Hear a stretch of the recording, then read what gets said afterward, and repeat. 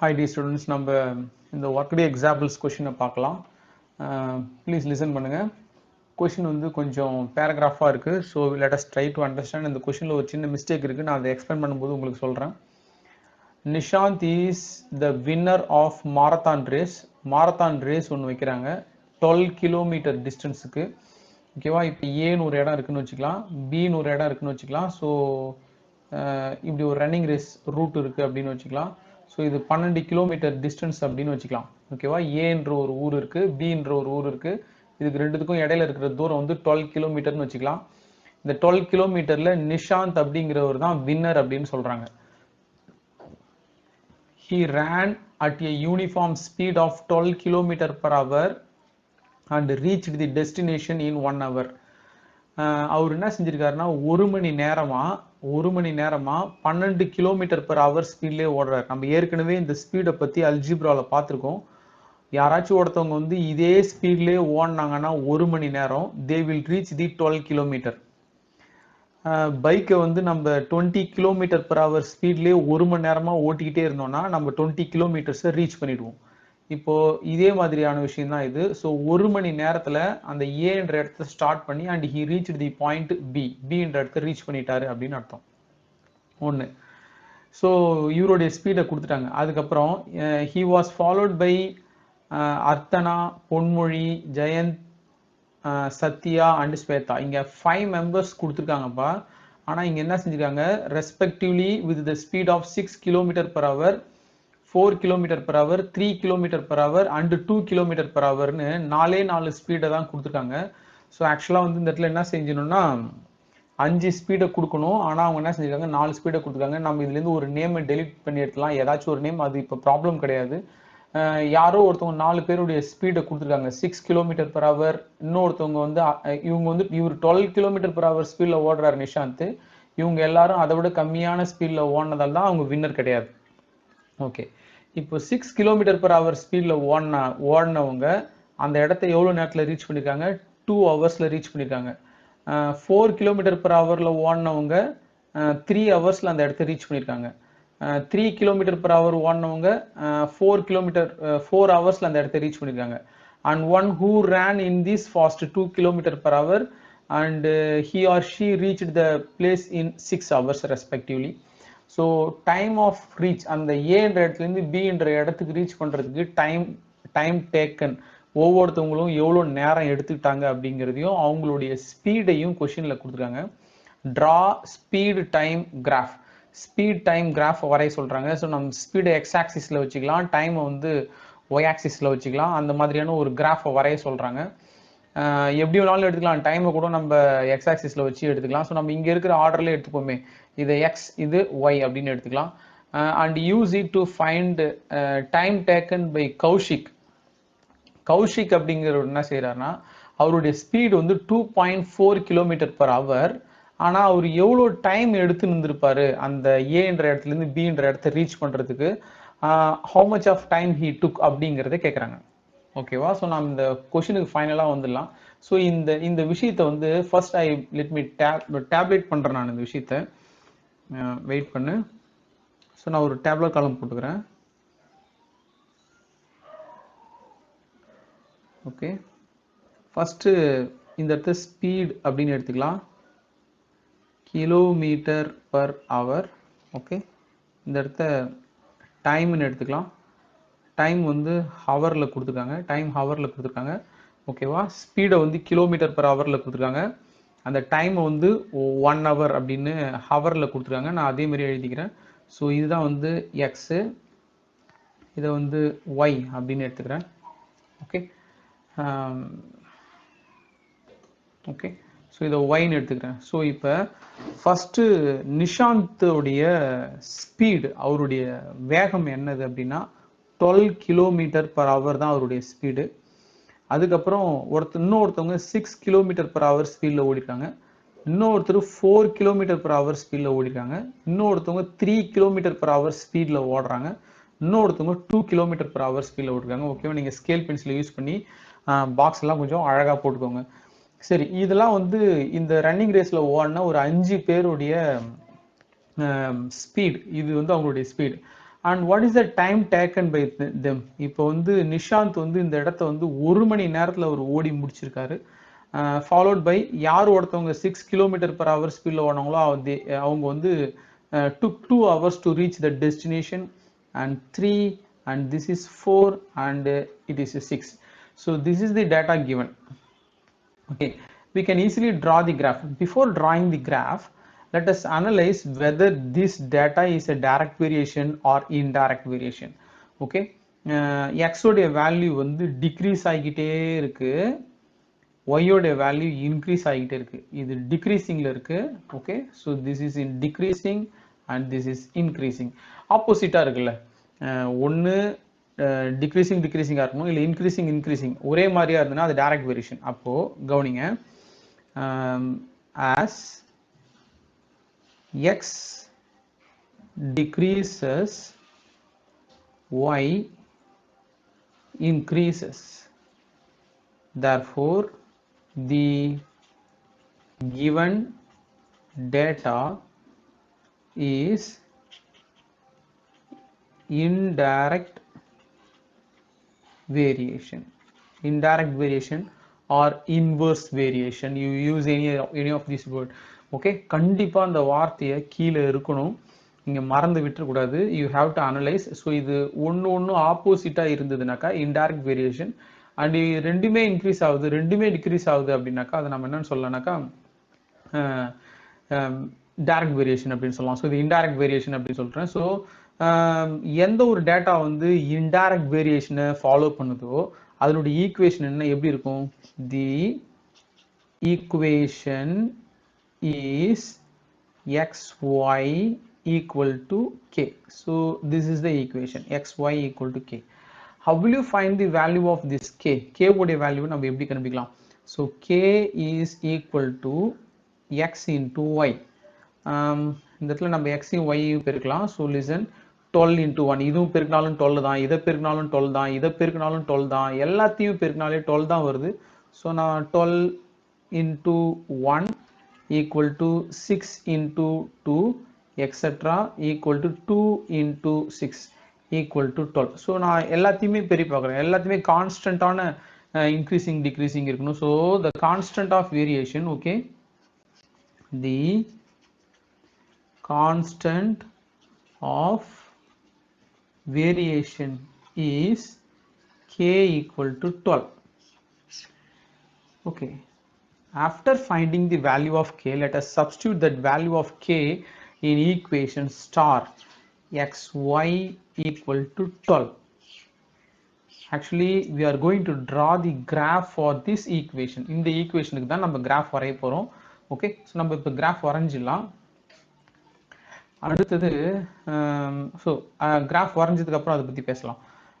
கிராஃபில் பாருங்க, இது எல்லாமே 1 2 3 4 5 6ன்னு தான் இருக்கு. இது வந்து எக்ஸில் வந்து 12 வரலையும் இருக்குன்னு வச்சுக்கோங்களேன்.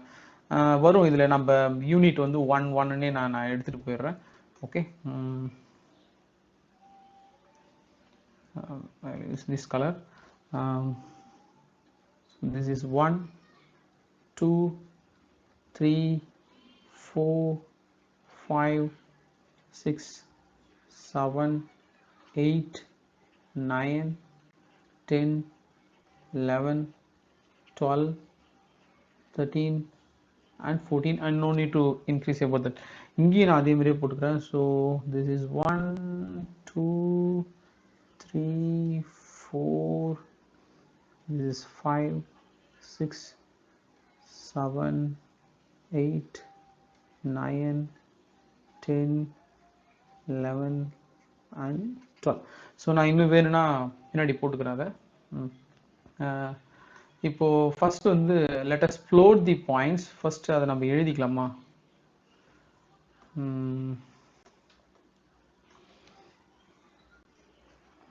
sorry, let us plot the points. Let us plot the points 12,1. கரெக்ட்டுங்களா நான் சொல்றது? okay, listen, 12,1 6,2 4,3 3,4 and 2,6. okay, and 2,6. so இந்த பாயிண்ட்ஸ் எல்லாத்தையும் நம்ம அப்லோட் பண்ணலாம்.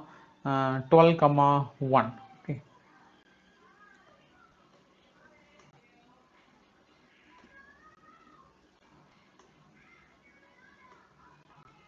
okay, 12,1 and 12,1 is here. So this is 12,1. so before drawing this graph and இது வந்து speed bracketல kilometre per hour. இந்த இடத்த வந்து என்ன செஞ்சணும், it's the time bracketல hour. okay, so this is 12,1 and the next point is 6,2. am I right? 6,2. this is 6 and this is 2. okay, 6,2. I will draw that. this is 6,2. and அடுத்தது வந்து 4,3. yes, 4,3. okay, 4,3. so this is 4 and this is 3 and 4,3. this is 4,3 and then 3,4. I think. okay, 3,4. okay, 3,4. 3,4. so this is 3,4 and 2,6. I know that 2,6 and 2,6 is here. yes, this is 2,6. so thing is that we have to join all these points.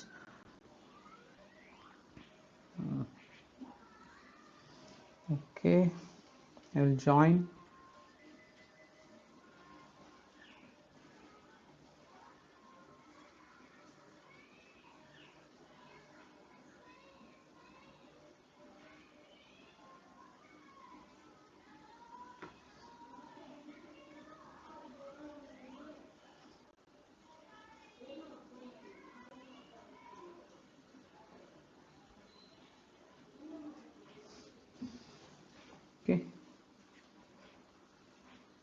okay, so this curve is called xy equal to 12. so this is the equation of this curve and let us move to the question what they have actually asked. okay, what the question? இப்போ Kaushik அப்படிங்கிறவருடைய speed வந்து 2.4 kilometre. ஸ்பீடுனா என்னது? ஸ்பீடுனா வந்து X. So இது வந்து X, right? இது வந்து எக்ஸோடைய value, இது வந்து எக்ஸோடைய வேல்யூ. அதுக்கப்புறம் அவங்க என்ன கேட்குறாங்க? டைம் கேட்குறாங்க. டைம்ன்றது என்னது? Y. Can you get me? So கொஷினில் எது எக்ஸ் எது ஒய்? எக்ஸோடைய வேல்யூ 2.4. ஸோ நீங்கள் சம்மை வந்து கிராஃபுக்கு எடுத்துகிட்டு போகிறதுக்கு முன்னாடி கொஞ்சம் இந்த இடத்துல கொஞ்சம் கால்குலேஷனை ஒர்க் அவுட் பண்ணிக்கலாம். Okay, please listen. when x is equal to 2.4 kilometer per hour, so that was the speed of Kaushik and time y, இதான் டைம். வந்து டைம் y உடைய வேல்யூ என்னன்னு கேட்குறாங்க. ஸோ நம்மளுக்கு ஏற்கனவே ஈக்குவேஷன் தெரியும். இதோ இந்த ஈக்குவேஷனுக்கு நான் 1ன்னு பேர் கொடுத்துட்றேன். So equation 1 implies, listen carefully, so xy equal to 12. இந்த ஈக்குவேஷனில் எக்ஸோடைய வேல்யூவை மட்டும் எடுத்து சப்ஸ்டியூட் பண்ணுங்கள். அப்போ என்ன வரும்னா 2.4 into y equal to 12. y is equal to 12 divided by 2.4. 12 divided by 2.4. இதை நம்ம கேன்சல் பண்ணலாம். 6 2s are 12 and this is 1.2.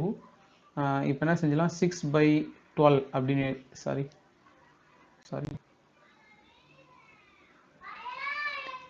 6.2. திரும்ப வந்து இதை 3 டேபிளில் கேன்சல் பண்ணலாமா? 2 3s are 6, 0.43s are 12. திரும்ப இதை கேன்சல் பண்ணிங்கன்னா 1 and 0.2. அப்போ y is equal to 1/0.2. இப்போ நம்ம என்ன செஞ்சலாம்னா மேலையும் கீழையும் 10ஆல் பெருக்கலாம். அப்போ 10 divided by 2 that is equal to 5. So y is equal to 5. அப்போது டைம் வந்து 5 hours ஆகும் அப்படின்னு வருது. ஸோ நம்ம இப்போ என்ன செஞ்சலாம்னா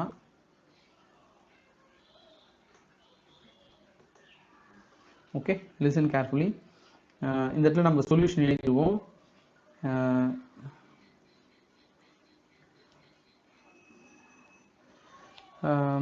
என்னன்னு எழுதலாம்?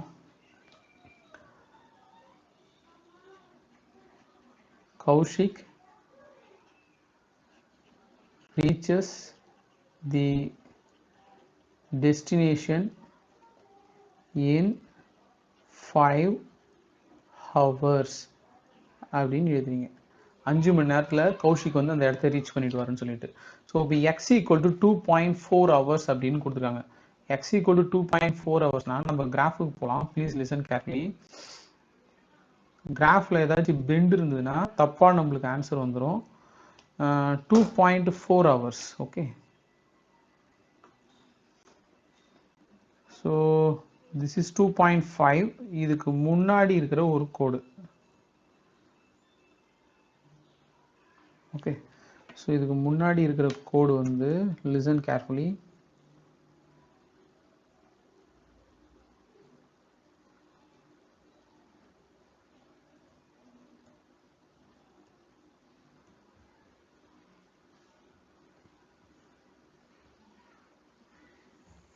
டூ 2.5க்கு முன்னாடி இருக்கிற கோடு இதுதான் 2.4. Okay, so this is 2.4. இது 2.4. அந்த 2.4-ஐ டுவோர்ட்ஸ் y ஆக்சிஸுக்கு நம்ம டேர்ன் பண்ணலாம். And if I turn there, what you are getting that 5. So this point is 2.4, 5. So sometimes வந்து நீங்கள் கிராஃப் வரையும் போது இந்த இடத்துலேருந்து இந்த இடத்துக்கு வரையும் போது உங்களுடைய கர்வ் ஒரு வேளை பெண்டாக இருக்கிறதுக்கு வாய்ப்பு இருக்குது. பெண்ட் ஆச்சுன்னா இந்த 2.4லேருந்து டேர்ன் பண்ணும்போது 5ல டச் பண்ணாமல் 5க்கு மேலேயோ இல்லை 5க்கு கீழேயோ டச் ஆகிறதுக்கு வாய்ப்பு இருக்குது. உங்களுக்கு இப்போ 2.4லேருந்து கோடை போட்டால் 5ல தான் டச் ஆகும்னு சொல்லிட்டு நம்ம இப்போ மேத்தமெட்டிக்கல் கால்குலேஷனில் பார்த்துட்டோம் பின்னாடி. அதனால நீங்கள் என்ன செஞ்சணும்னா அந்த கர்வை திரும்பவும் அதை நேராக்கி 5ல கட் பண்ணுற மாதிரி நீங்கள் அந்த இடத்த அட்ஜஸ்ட் பண்ணிடணும். ஓகேவா? ஏன்னா அது ஸ்மூத்தாக இருந்ததுன்னா கண்டிப்பாக 5ல தான் அது டச் பண்ணியிருக்கோம். ஓகேவா? So this is the solution point. அதுக்கப்புறம் we should not forget to write the scale. Okay okay, so let us write the scale. Okay, நான் ஸ்கேல் எப்படி எழுதுறேன் பாருங்க. எக்ஸ் ஆக்சிஸ், ஒய் ஆக்சிஸ், இது 1 சென்டிமீட்டர், இங்கே 1 சென்டிமீட்டர். இங்கே பாருங்க, இங்கே வந்து ஒரு சென்டிமீட்டரும் லிசன், இங்கே ஒரு சென்டிமீட்டரும் ஒரு கிலோமீட்டர் பர் ஹவர் ஸ்பீடு. இது ஒன்று 1 கிலோமீட்டர் பர் ஹவர் ஸ்பீடு இது. ஸோ அப்போ இங்கே 1 கிலோமீட்டர் பர் ஹவர் அப்படின்னு எழுதணும். 1 கிலோமீட்டர் பர் ஹவர். அடுத்தது இங்கே வந்து ஒரு சென்டிமீட்டரும் 1 ஹவருக்கு ஈக்குவல். ஸோ இதை வந்து 1 ஹவருக்கு ஈக்குவல் அப்படின்னு எழுதி இதை ஒரு ஸ்கொயர் போட்டு அழகாக ஹைலைட் பண்ணி வச்சுக்கோங்க. ஓகேவா? ஸோ இதில் எதுவும் தப்பு வந்துடக்கூடாது. Okay, hope you will understand this. இந்த இடத்துல நம்ம கொஞ்சம் டிஃப்ரெண்ட்டாக பார்த்துருக்கோம். இது இறங்குது, இது இன்க்ரீஸ் ஆகுது. ஸோ இங்கே என்ன நடக்குதோ அது அப்படியே எழுதுங்க. எக்ஸ் வந்து டிக்ரீஸ் ஆகுது அண்ட் ஒய் இன்க்ரீஸ் ஆகுது. இதுக்கு பேர் indirect variation. And find the value of K, find the constant of variation. இது எல்லாத்தையும் கண்டுபிடிச்சி சப்ஸ்டியூட் பண்ணி இதை வந்து ஃபர்ஸ்ட் மேத்தமெட்டிக்கலாக கண்டுபிடிச்சிக்கோங்க. அதுக்கப்புறமா கிராஃபில் போய் டச் பண்ணுங்க. ஓகே, ஸோ கிராஃபை வரைஞ்சி உங்களுடைய பிக்கை வந்து எனக்கு ஷேர் பண்ணுங்க. Will see in the next video. Thank you.